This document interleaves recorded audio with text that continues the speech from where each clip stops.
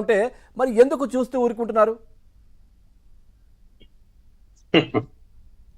ముందుగా పవన్ గారు మీకు అలానే చక్రవర్తి గారికి జోషా గారికి వ్యూవర్స్ అందరికి కూడా నమస్కారం. నమస్తే సార్. చూస్తూ ఊరుకోవటం అనేది ఏం లే, వాళ్ళకి అధికారం ఉంది, అధికారాన్ని అడ్డం పెట్టుకుని ఏమేమి చేస్తున్నారో చూస్తున్నాం. సిఐడి అనేదాన్ని మేము ప్రతిపక్షాలు ఏమైనా సోషల్ మీడియాలో కానీ వాట్సాప్ గ్రూప్ లో కానీ పెడితే వాటిని అడ్డుకోవటం కోసమే వాళ్ళ కోసమే పెట్టామని నిస్సిగ్గుగా ప్రభుత్వం ప్రకటించింది. డీజీపీ గారు కూడా ప్రకటించాడు.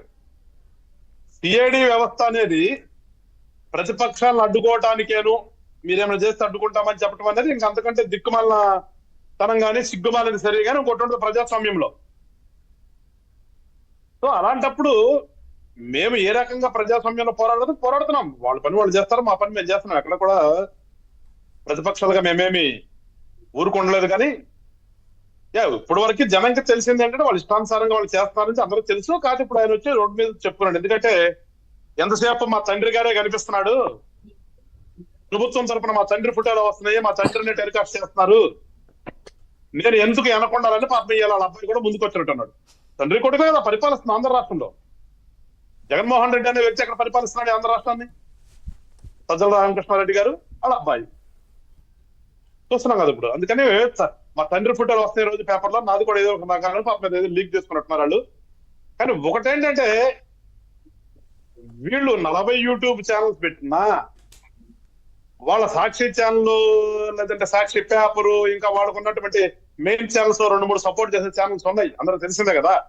అవి ఉన్నా, లేదంటే ఇన్స్టాగ్రామ్ పెట్టుకున్నా, ఇంకోటి ఫేస్బుక్ లో పెట్టుకున్నా, పేజీలు పెట్టుకున్నా, ఇలా వీళ్ళ నమ్మే పరిస్థితిలో జనం లేరు. అది వాళ్ళు అర్థం చేసుకోవాల్సింది. వాళ్ళు ఎన్ని యూట్యూబ్ ఛానల్ పెట్టుకుని ఎంత మాత్రం ఇది చేస్తే మాత్రం వాళ్ళ నమ్మటం లేదు కదా జనం. అర్థమైపోయింది జనానికి ఏంటి వీళ్ళు చేస్తున్నటువంటిది. అధికారాన్ని అడ్డం పెట్టుకుని ఈ దోచేసినటువంటి డబ్బును తీసుకొచ్చి ఆ డబ్బుతో ఇష్టానుసారంగా రాజకీయ నాయకులు, ప్రత్యర్థి రాజకీయ పార్టీల మీద, ప్రత్యర్థి రాజకీయ నాయకుల మీద ఏ రకంగా ట్రోల్ చేస్తున్నారని వాళ్ళ ప్రజలకు అంతకు అర్థమైంది ఆంధ్ర రాష్ట్రంలో. ఇంకా వాళ్ళు 40 కాదు, 40కి ఇంకో 40 పెట్టుకున్నా కానీ పాపం ఎవరన్నా కుర్రాళ్ళకి ఉద్యోగాలు లేని కుర్రాళ్ళకి ఆ రకంగా ఉద్యోగం కల్పించారు. అంతవరకు మనం సంతోషిద్దాం. వాళ్ళకి ఏదో డబ్బులు రావడం తప్పితే వీళ్ళు కొట్టేసిన డబ్బులే కదా, దొంగ డబ్బులు. కాబట్టి ఆ దొంగ డబ్బులు మళ్ళీ జనాల్లోకి వస్తాయి. దాని వరకు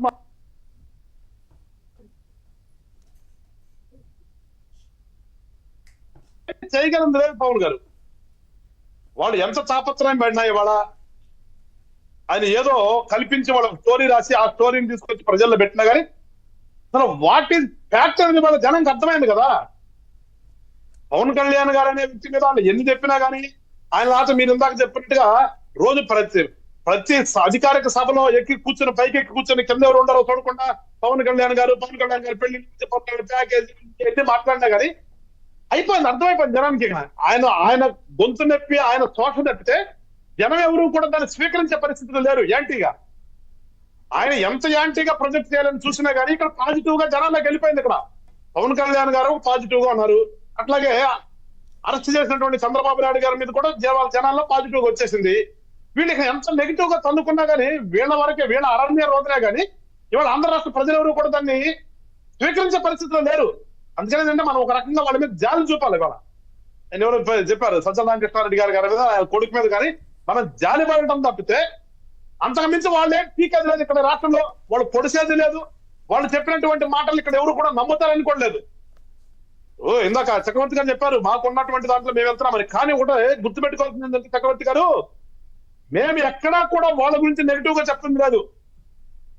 మా యొక్క మీడియాలో కానీ, మా సోషల్ మీడియా కానీ, లేదంటే మాకున్నటువంటి ప్రసార మాధ్యమాల్లో కానీ, లేదంటే మా పిల్లలు వాడే వాట్సాప్ లో కానీ ఎక్కడా కూడా వాళ్ళ గురించి లేనిది ఉన్నట్లుగా మేము ఎక్కడో చెప్పలేదు. ఇంతవరకు చెప్పిన సందర్భాలు కూడా లేవు, చెప్పాల్సిన అవసరం కూడా మాకు లేదు. ఎందుకంటే వాళ్ళ యొక్క పరిపాలన దక్షత, పరిపాలన ఏ రకంగా చేస్తారో ప్రజలకు అర్థమైంది.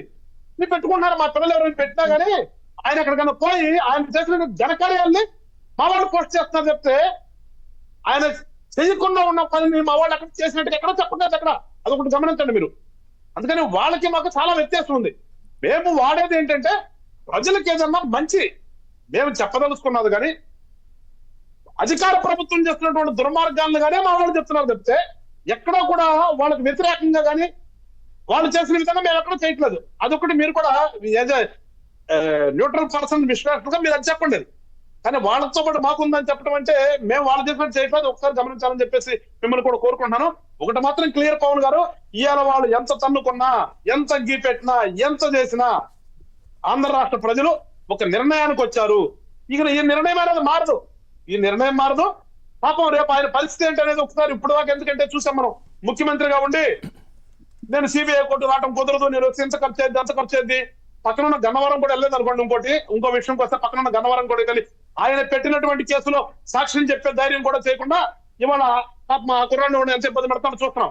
ఇవన్నీ కూడా ప్రజలు గమనించారు కాబట్టి ఇక ఆయన భయపడేది ఎందుకంటే ముఖ్యమంత్రి గారు నా టర్మ్ అయిపోయింది, ఇంకా 3 నెలలకు వచ్చింది, ఈ 3 నెలల తర్వాత మళ్ళా నేను ఎట్లా కోర్టు చుట్టూ తిరగాలి అనే ఒక భయంలోకి లోనయ్యి దాని గురించి ఆలోచించుకుంటూ పాపం కూర్చున్నాడు చెప్తే అంతకుమించి ఏమీ లేదు.